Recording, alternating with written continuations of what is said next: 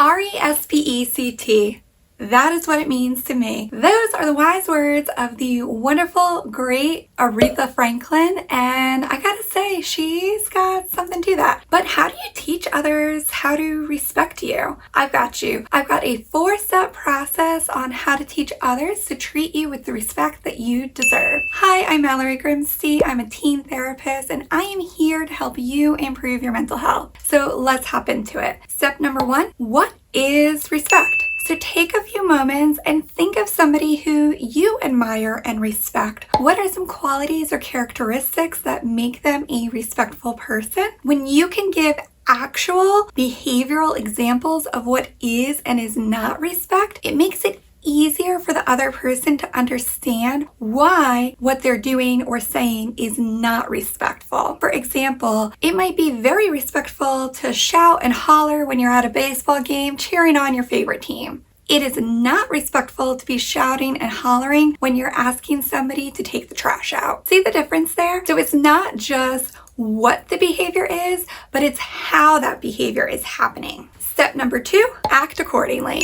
So when you act accordingly to what is and is not respectful, you are demonstrating for other people that that is possible. If you're not quite sure how to get there or you have trouble with this yourself, I got you. In my teen growth therapy groups, we actually do this activity from time to time called the Be, Do, Have roadmap. And what's cool about this is you think about your ideal life or circumstances. In this situation, you're going to go back to that original example of what is and is not a respectful person. When you think about being that kind of person, you want to make a list answering these 3 questions. Who would you need to be in order to be that sort of person? What would you need to have? And what would you need to do? Now, some of these might seem like, well, Mallory, I would need to be respectful and I would need to have respect. Yes, I want you to go a level deeper though. So for me, I find talking kindly with others to be respectful. I think clear is kind. I think direct is kind, but also in a gentle tone. Step number 3, you've got to assess and reassess. I know I repeat this all the time, but it is so important. When you take the time to assess what's working and not working and reassess and adjust accordingly, you are now becoming flexible and adaptable in a way that aligns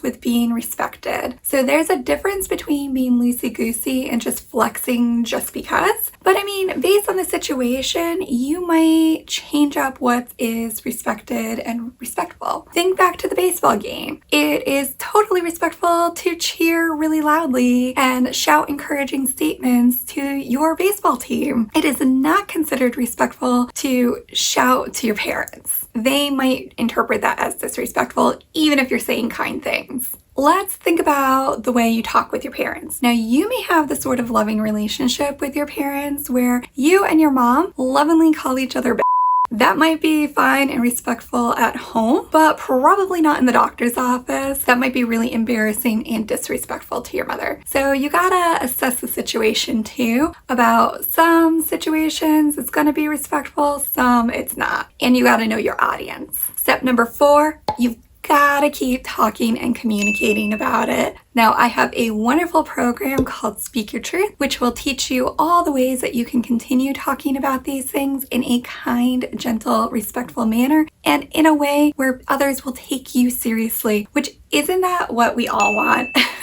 Just to be heard and understood. If that is something that you're interested in, go ahead and click the link in the description. I'll get you all that information. These are rarely one and done conversations. We have to keep talking to make sure that circumstances haven't changed for anyone involved. If you're interested in continuing to improve your healthy relationships, I've got 4 secrets for you in this video right over here. So make sure you go ahead and watch that. And if you found the information in this video useful and helpful, please share it. You never know who you could be helping. Thanks for watching.